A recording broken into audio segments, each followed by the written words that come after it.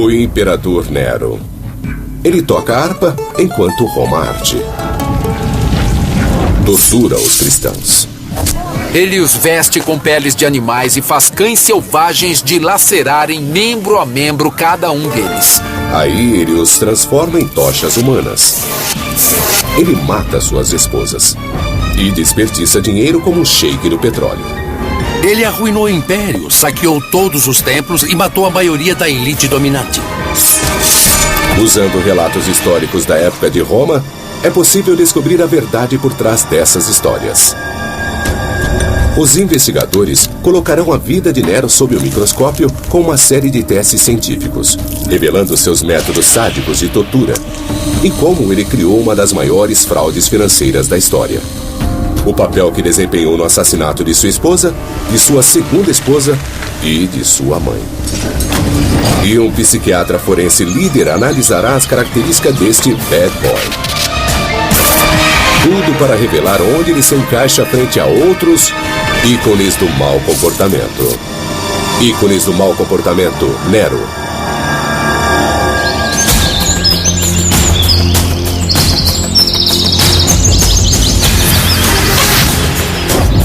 O Imperador Nero dominou Roma por apenas 13 anos.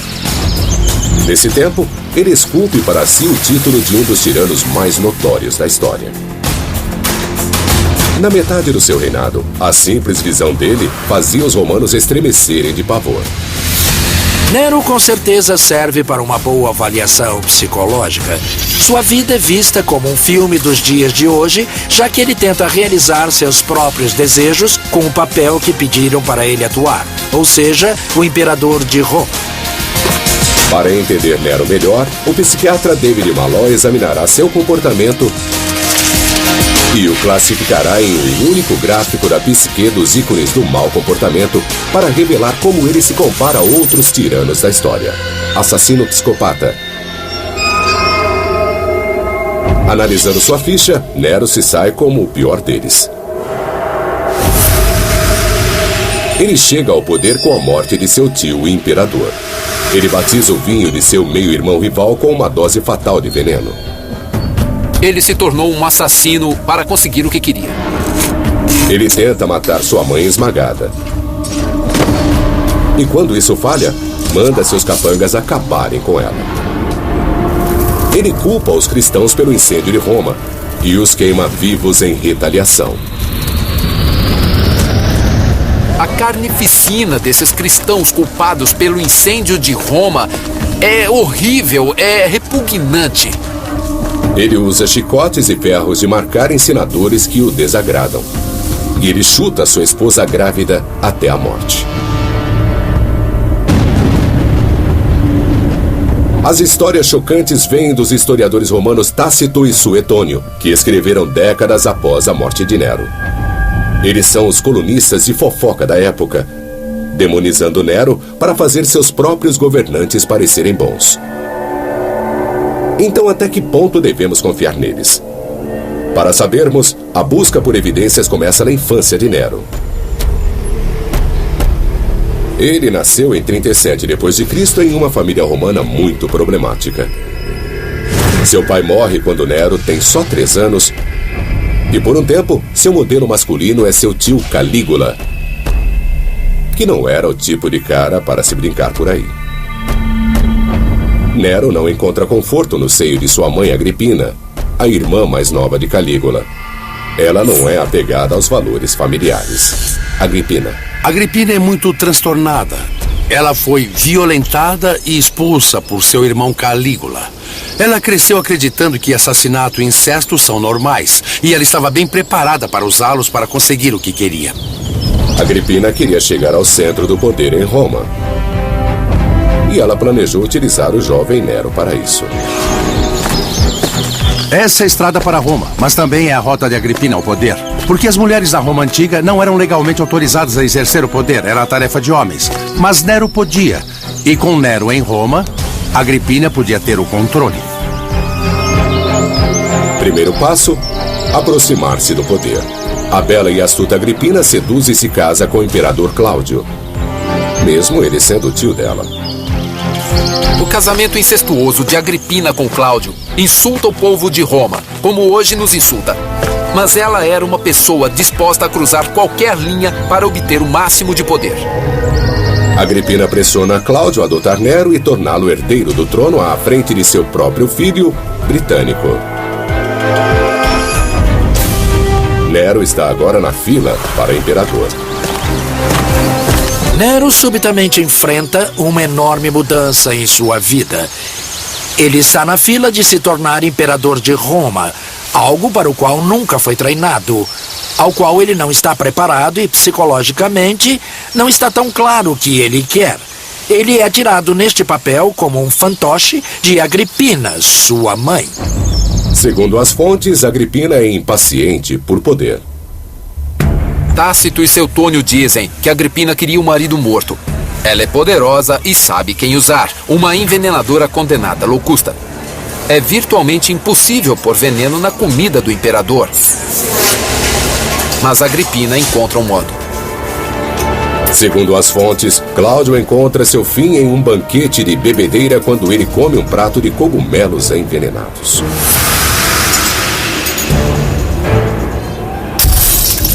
Com Cláudio fora do caminho, Nero é coroado imperador. Isso o tornaria o homem mais poderoso do mundo. Mas, segundo as fontes, o poder real está nas mãos manipuladoras de Agripina. Seria isso só um ataque à irmã de Calígula? Ou há alguma verdade nisso? Moedas datando do início do reinado de Nero contêm pistas cruciais. Nero. Essa moeda é incomum porque mostra o busto de Nero e sua mãe Agripina do mesmo lado.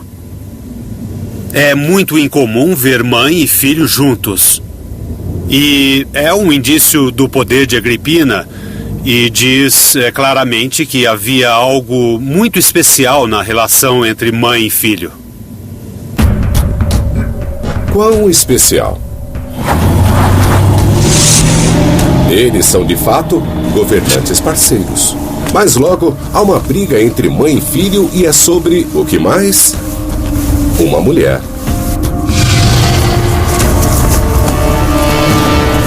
55 depois de Cristo, Nero, agora com 18 anos, se apaixona perdidamente por uma moça ex-escrava. E Agripina fica louca com isso. Isso poderia prejudicar sua permanência no poder, seu lugar na moeda. Ela tenta acabar com isso, mas Nero continua. Então Agripina demonstra seu poder. O controle de Nero sobre Roma ainda não estava totalmente seguro. Isso porque Cláudio tinha um filho natural que era o meio-irmão de Nero, Britânico. Forçada por Nero, Agripina agora ameaça substituí-lo do trono por Britânico. Britânico tem só 13 anos. Talvez ela pudesse mantê-lo na linha.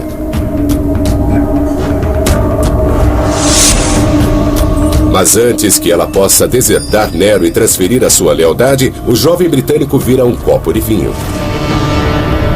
Passa mal, com convulsões violentas, e morre espumando pela boca. Tudo parece meio suspeito. Nero afirma rápido que pode ter sido um ataque epilético. Afinal, epilepsia era comum na família. O tio Calígula sempre tinha ataques. Mas Suetônio não concorda. Ele acusa Nero de homicídio. Nero poderia envenenar Britânico e sair ileso? Cuidado, produtos químicos perigosos. É uma pergunta para um toxicologista.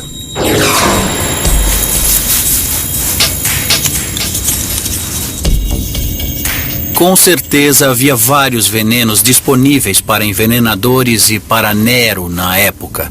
Quando vemos isso, há 3 venenos que vêm à mente. Um é um componente de cianeto encontrado em sementes de frutas da época. O outro seria a estricnina e, finalmente, a cicuta. As fontes dizem que Britânico bebeu vinho diluído com água e que o veneno estava naquela água. Então, se Nero realmente o matou, o veneno que ele usou não poderia aparecer na água. Uma possibilidade, cianeto. Ele é encontrado em caroço de pêssego. mas você precisa de muitos para fazer um coquetel letal. O efeito de cianeto no corpo humano é muito forte. Isso pode ser rapidamente fatal, mas como ele pode ser entregue e estar bem disfarçado? E como podemos ver, mesmo mexendo, ele não se dissolve. Então teria sido perceptível que algo estava na bebida. Isso exclui o cianeto. Próximo, estricnina. O efeito do envenenamento por estricnina no corpo humano é muito claro. Depois que atinge o sistema, o paciente começa a sentir algo muito terrível. Ele começa a ter espasmos musculares, quase como a raiva dos cães. Os sintomas se encaixam. Mas a estricnina é muito amarga. Britânico a teria sentido no primeiro gole. Sobrou a cicuta. A cicuta na água é uma das mais, se não a mais tóxica planta do planeta.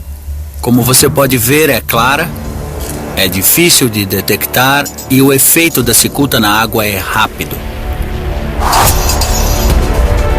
Para a armação de Nero e seus envenenadores, este era o veneno perfeito para dar a Britânico. E o mais demonstrável, a coisa mais notória da cicuta na água é que ela provoca convulsões, ela provoca crises. E pelas crises teria sido fácil para Nero dar a desculpa da epilepsia. Então Nero, talvez com a ajuda de Locusta, a envenenadora, poderia ter matado o Britânico. Ele tinha os meios, a oportunidade e um motivo muito grande. E há outra coisa que parece suspeita. Britânico morre em circunstâncias estranhas. Mais estranho ainda são os ritos funerários. Eles são apressados, abruptos, e ocorrem no dia seguinte sem muita pompa e ritual, como seria digno de uma pessoa como o Britânico. Se livrar da prova, rápido. Os historiadores estão convencidos de que tudo aponta ao fato de que Nero matou mesmo seu meio-irmão mais novo. Ele virou um assassino para conseguir o que queria, e isso foi um grande passo. Com isso, Nero sai da sombra de sua mãe Agripina.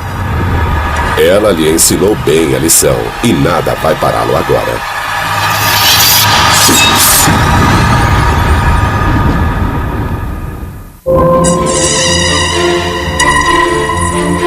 Em 59 d.C., 5 anos de seu governo, e o imperador Nero, com 25 anos, toma uma decisão importante até mesmo para ele.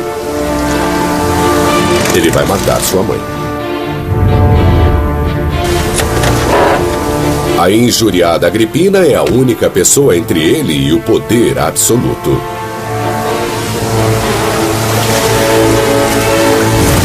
Ele não pode simplesmente matá-la a sangue frio.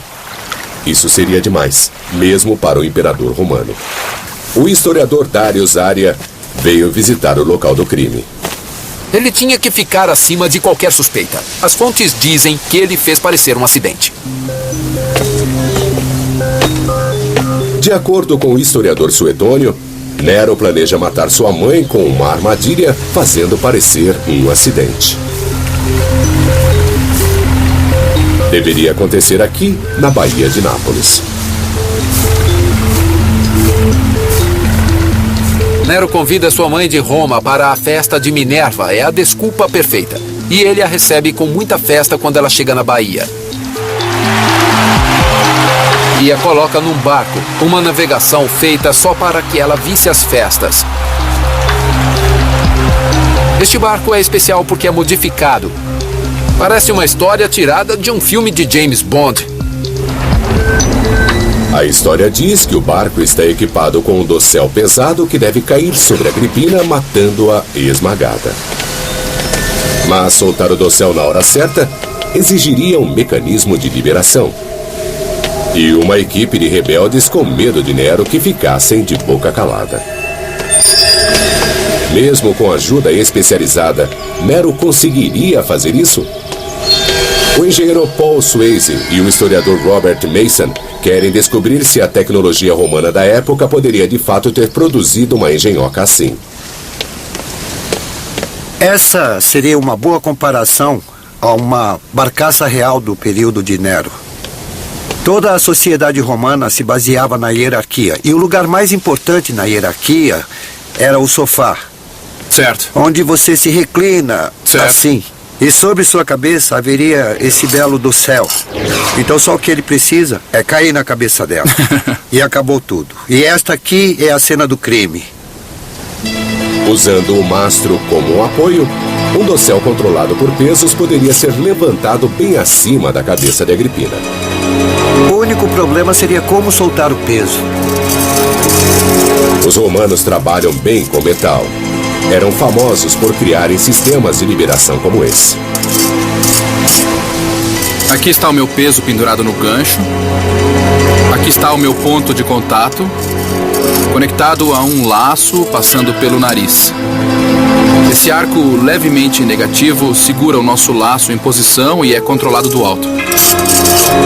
Uma criança poderia soltar milhares de quilos assim. O que você desenhou é uma forma muito usada pelos romanos para soltar uma catapulta. Ah, certo. Então... Excelente. Então vamos nessa. Vamos lá.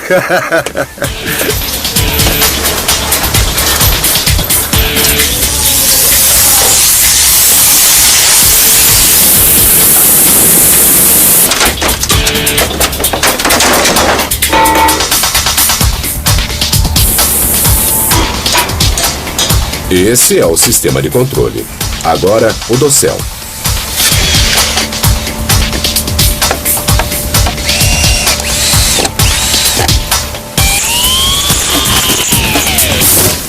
Bom, tá aqui a nossa polia. Está aqui. E a próxima coisa a fazer é conectar nosso controle aqui. Posicione ele paralelo. Muito bem. Vamos dar mais peso, prepará-lo e colocá-lo no lugar com calma. Acho que vai funcionar. Os historiadores dizem que Agripina está no sofá romano embaixo do dossel com a armadilha. Então temos um sofá imperial e uma dama imperial para descansar nele. Vamos ver o que podemos fazer com a pobre Agripina. Os sacos de areia simulam os pesos de chumbo usados pelos cúmplices de Nero. Os romanos usavam um elaborado sistema de rodanas que permitia a um homem erguer cargas pesadas.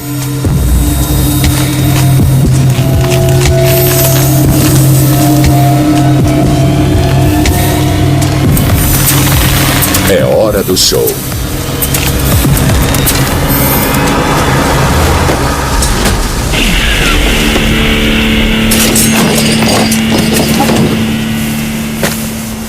Os historiadores dizem que Agripina sobreviveu apenas com uma lesão no ombro, confirmado por esta demonstração. Esse é o dano que isso teria causado a ela. Os braços do sofá teriam impedido que ela se ferisse mais.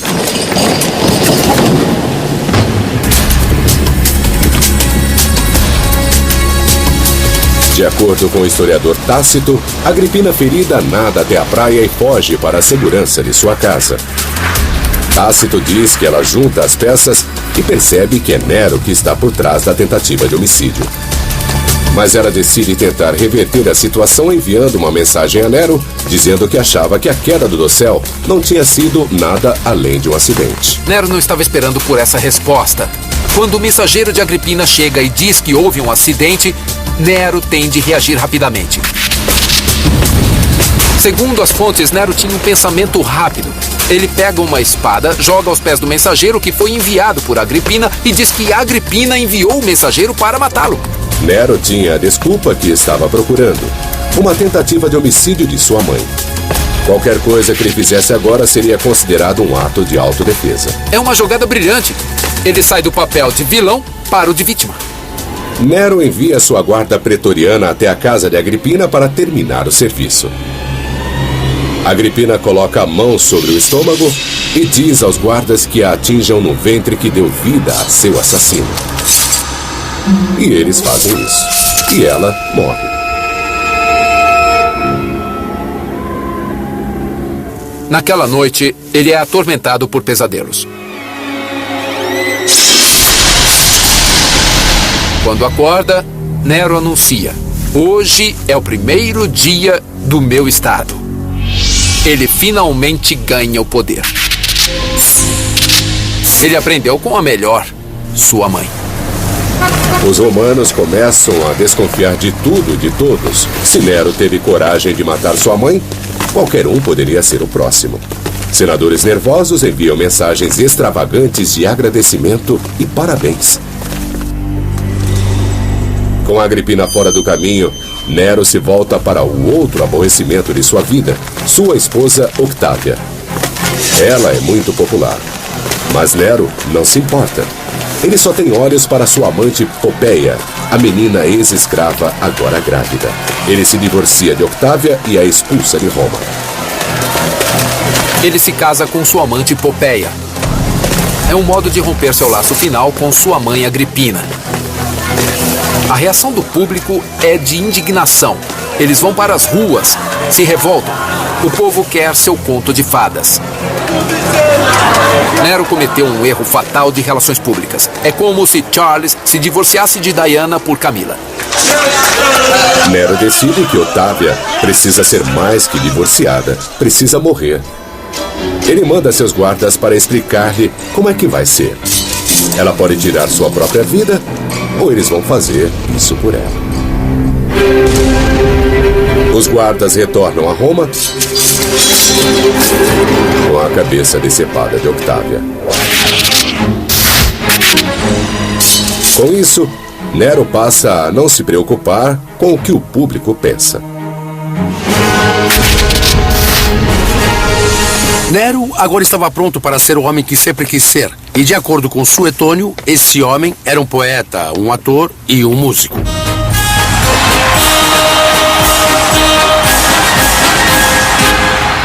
Não parece tão ruim para nós hoje, mas em termos de Roma Antiga é um ultraje. Porque na Roma Antiga os atores tinham o mesmo status das prostitutas. Então seria como o presidente dos Estados Unidos andar publicamente num ponto de prostituição. Os romanos respeitáveis não costumavam fazer isso. E o que isso nos diz sobre o estado mental de Nero? Nero agora torna-se imperador de Roma. Mas além de apenas o poder, aquilo que ele alcança agora é o palco que ele sempre quis. Ele agora tem a base para poder realizar o seu sonho de todas as pessoas o amarem. Ele agora é literalmente o centro de atenção do mundo. O desejo de Nero por atenção vai além do controle. Bem quando uma catástrofe histórica atinge Roma.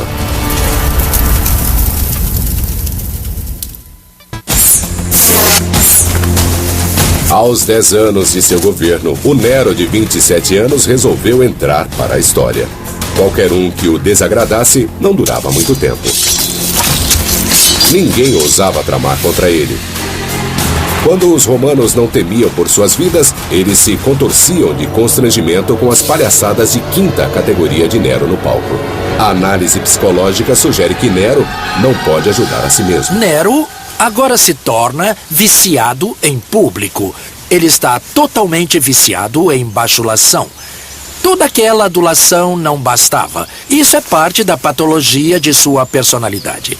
Mostra que, no fundo, ele precisa daquele amor contínuo da multidão.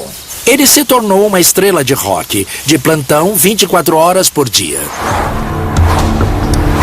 O cenário está agora pronto para o papel de Nero em um evento terrível. O grande incêndio de Roma.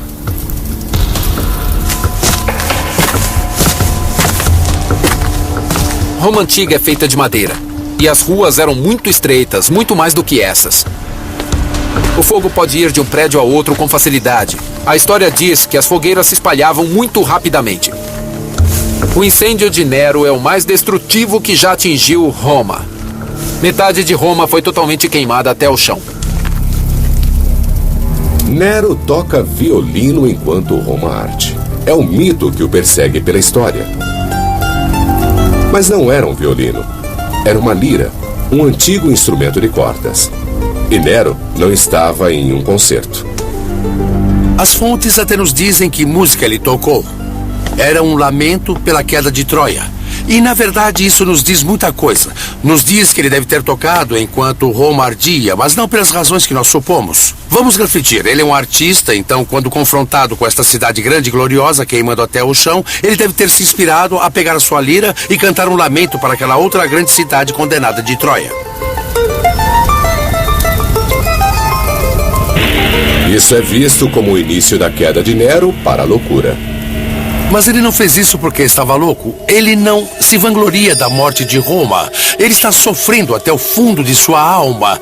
E é exatamente disso que as fofocas falam. Ele é um desastre de relações públicas. E tudo porque Nero não percebe como aquilo vai perturbar as pessoas que não o compreendem.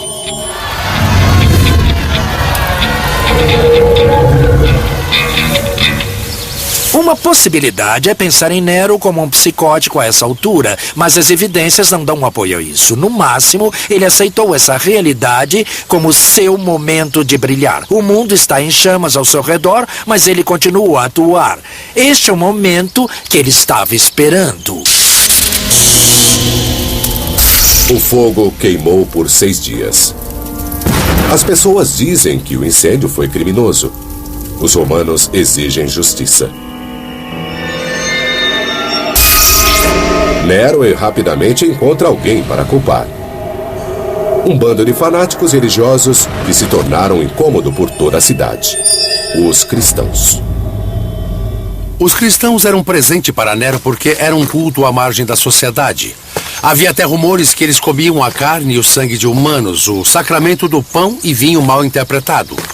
Mas o que os tornou muito suspeitos aos romanos era o fato que eles se recusaram a se sacrificar ao culto do imperador, alegando que havia apenas um Deus.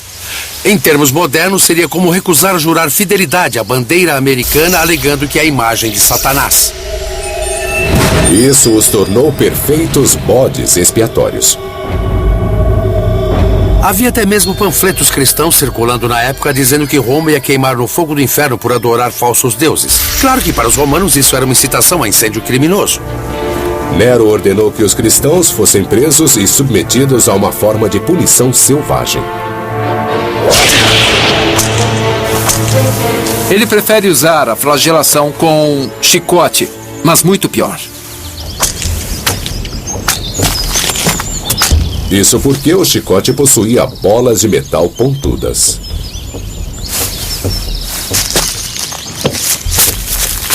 Nós vamos usar este pedaço de carne de porco para simular o que aconteceria. Lembre-se que a pele do porco é muito mais grossa e resistente do que a pele humana é.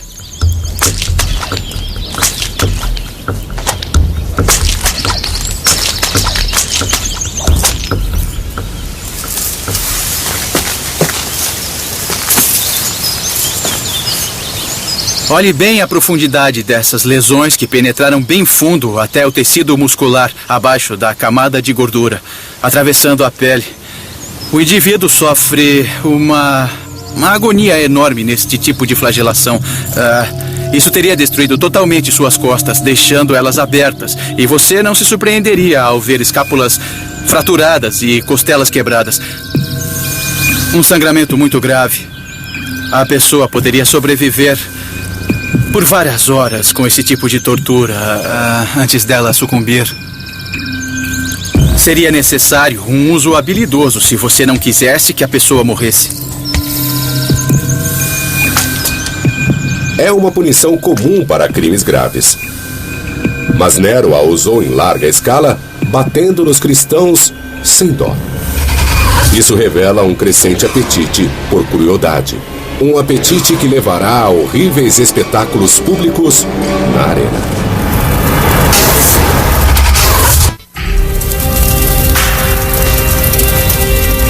Um incêndio destrói quase toda Roma. Nero acredita que é intencional e culpa os cristãos emergentes. As represálias são selvagens. Os romanos estão acostumados a derramamento de sangue na arena. Mas o que faz Nero aos cristãos é excessivo. Ele os veste com peles de animais e faz cães selvagens dilacerarem membro a membro cada um deles. Isso é demais para os romanos. A carnificina desses cristãos culpados pelo incêndio de Roma é tão horrível, tão repugnante, que leva o público a ter compaixão dessa gente, e que é exatamente o que Nero não queria. Mas Nero não se importa mais com a opinião pública e as atrocidades pioram. À noite, ele põe os cristãos amarrados a estacas revestidas com breu, coloca fogo e os transformam em tochas humanas.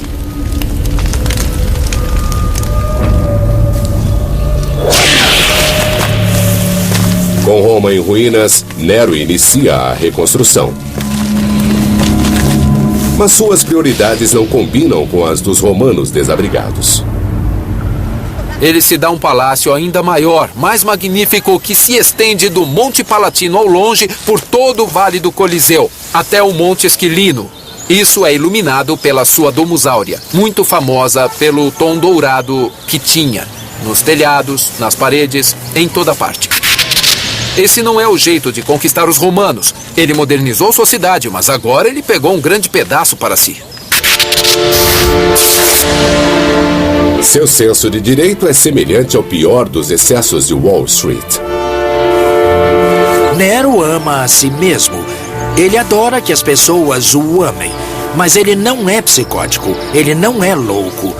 Não há nenhuma prova que ele esteja alucinado ou delirante. Ele continua a ser muito pleno e a ter uma meta. Mas essas metas são todas dirigidas a fazê-lo parecer melhor. Mas não há evidências de que esse homem seja psicótico. Enquanto metade da cidade passa fome, Nero constrói um palácio. Mas enfrenta um obstáculo. Ele está ficando sem dinheiro. Mas isso não ia detê-lo. Nero tem um plano. A moeda corrente da economia romana é o denário. Moeda forte, porque é 100% de prata garantida.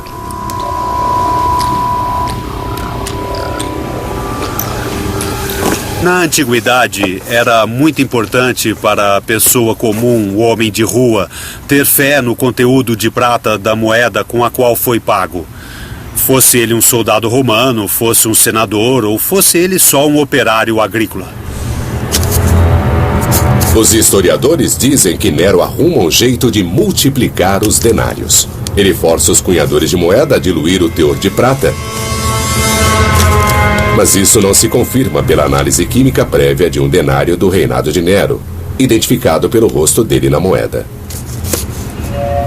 O teste mostra que a moeda é de prata pura.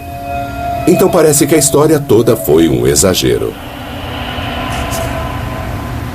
Mas o Dr. Matthews Poynting decidiu cavar mais fundo, literalmente, e ter a ousadia de perfurar o interior de uma dessas moedas preciosas. A análise poderá nos dizer o quanto de cobre foi adicionado por Nero para baratear a moeda de prata, porque foi tirada de dentro da moeda, pulando algumas camadas superficiais que tiveram seu conteúdo de prata enriquecido antes do golpe. Uma amostra de dentro da moeda é passada por um espectrômetro de absorção atômica para medir o teor de prata. Nós estamos obtendo um dado de 170 partes por milhão nessa amostra. O que, se calcularmos com os fatores de diluição, dá uma quantidade em torno de menos de 80%. Isso teria feito a administração imperial economizar muito dinheiro. Os outros 20% são puro cobre. Então Nero realmente falsificou a moeda romana e usou o dinheiro para os projetos de seus palácios. Mas se a fraude fosse descoberta, ele seria linchado. O Dr. Poynting descobriu que Nero usou muita massa para ocultar a sua fraude, diluindo o conteúdo do metal precioso dentro das moedas. mas deixando pura prata na superfície. É muito diferente de colocar uma folha de prata sobre um núcleo de metal base, que era a técnica usada pelos falsários para forjar moedas. Nesse caso, é um processo muito mais sofisticado, onde ele melhora a superfície da moeda de prata. A aposta audaciosa de Nero com a moeda romana foi sem precedentes. Pela primeira vez, nós conseguimos observar a degradação sistemática e bastante séria do conteúdo da grande unidade de prata do Império Romano, o denário de prata.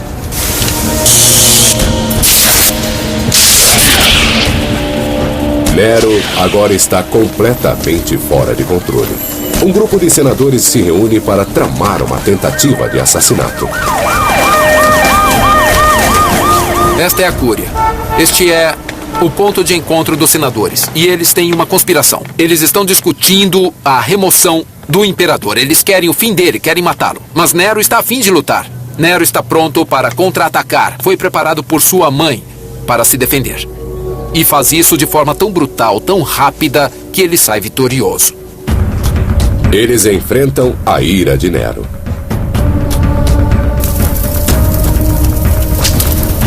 Os culpados são marcados, açoitados, dilacerados e assassinados.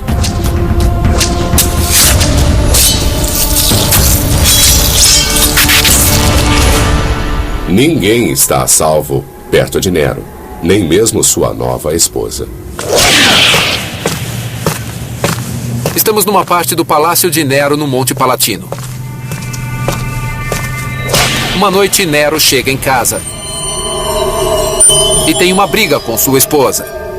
Popéia está grávida de seu segundo filho e se queixa amargamente que Nero está passando muito tempo nos jogos. Muitas corridas. E num ataque de raiva, Nero reage. Nero a chuta até a morte, matando não só ela, mas a criança também.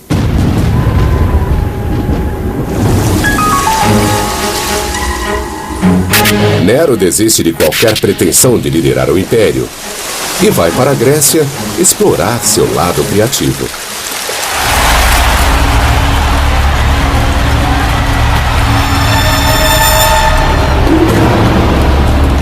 As competições artísticas são uma grande coisa na Grécia Antiga e Nero entra de coração nelas. Não é de surpreender que ele ganha todos os prêmios. Ele recebeu prêmios de competições que nem sequer participou.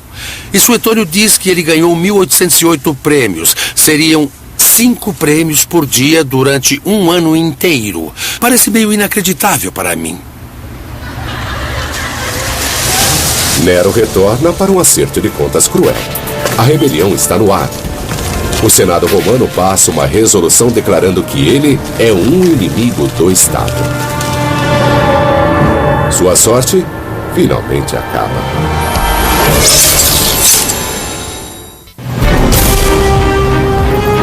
A má gestão do Império por Nero e o assassinato sangrento de figuras poderosas em Roma finalmente foram sua ruína. Seus últimos aliados o abandonam. Nero está sem opções. Ele arruinou o império, saqueou todos os templos e ele matou a maioria da elite dominante. Sua única opção é cometer suicídio caindo sobre sua espada. Suas últimas palavras foram, em teoria, "Oh, que artista morre em mim." Muito apropriado. Na realidade, ele era tão artista que não pôde nem mesmo fazer isso direito, precisando de alguém para ajudá-lo a se matar.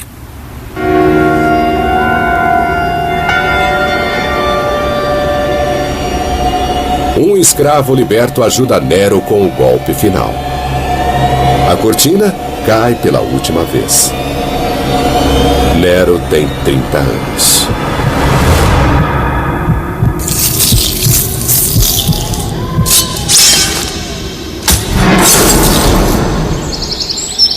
Com a notícia da morte de Nero, há um alívio do público, mas muito rapidamente aquela alegria, aquela celebração se torna raiva. Os romanos não o querem apenas morto. Eles querem tudo o que sobrou dele arrasado.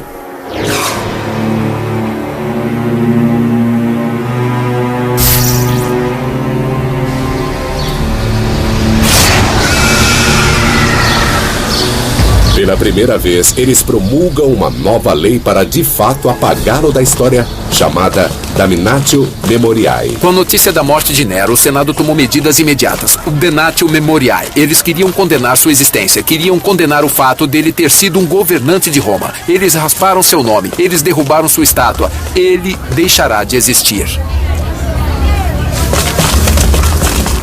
Mas quando governantes posteriores quiseram fazer seus antecessores parecerem ruins, eles usaram Nero de exemplo por causa de seus crimes terríveis. Então escritores como Suetônio contaram de um jeito que ele nunca fosse esquecido.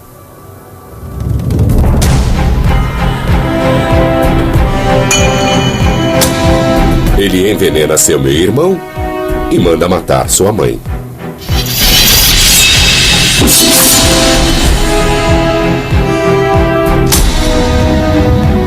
Ele corta a cabeça de uma esposa e chuta a outra até a morte, com ela grávida. Ele utiliza o chicote nos cristãos e os transforma em tochas humanas. Ele mata senadores e rouba dos romanos, falsificando seu dinheiro. Em que lugar na escala dos tiranos essas ações de um ícone do mau comportamento colocam Nero? Assassino psicopata. Ele não tortura e mata pela emoção daquilo como seu tio Calígula. Ele tinha objetivos. Ele mata para obter ganhos pessoais ou políticos como Júlio César. Calígula. Quando ele faz uso de violência num sentido muito direto e administrativo, ele não tem a sede de sangue que uma quantidade enorme de governantes romanos famosos teve. Mas chutar sua esposa grávida até ela morrer numa raiva incontrolável o move pela escala para o psicótico. E a sua necessidade de ser o centro das atenções. O grande traço de personalidade de Nero é com certeza esse histrionismo, ao ponto de ter um transtorno de personalidade histriônica. A teatralidade e a superficialidade, essa necessidade, esse desejo de atenção é o que vai realmente dirigir a sua personalidade. Nessa escala, Nero vai muito bem. Transtorno de personalidade histriônica. Então, quem tem um perfil de personalidade similar na história? Quando comparo Nero a uma figura histórica moderna ou mais recente, eu estaria procurando alguém que, como Nero, precisava do palco. Ele precisava das multidões e da adulação. Ele precisava que ele fosse o centro das atenções. Ao mesmo tempo, eu estaria olhando para alguém cruel e imoral. Olhemos para ninguém mais que um governante recente da Itália, Benito Mussolini. Mussolini foi um ditador com um grande ego, um traço de crueldade e um talento para o drama.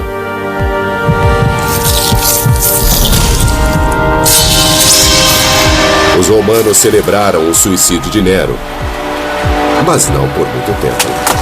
Logo se espalharam rumores de que Nero ainda estava vivo, que ele foi visto cantando e tocando. Ainda hoje, essa é uma ilusão familiar. Pense no Elvis de hoje. Elvis desaparece. Elvis está morto. Mas há avistamentos. E muita gente com o tempo acredita. E muita gente hoje ainda acredita que ele está vivo. E esse tipo de lenda vive em Nero, de tanto impacto que ele causou na sociedade romana. O maior desejo de Nero era ser lembrado como um grande artista. Não foi assim que aconteceu. Sua mãe perturbada e sua obsessão extrema garantiram que seus 13 anos no poder sejam lembrados não como uma era de ouro das artes, mas como o reinado de um tirano assassino e cruel.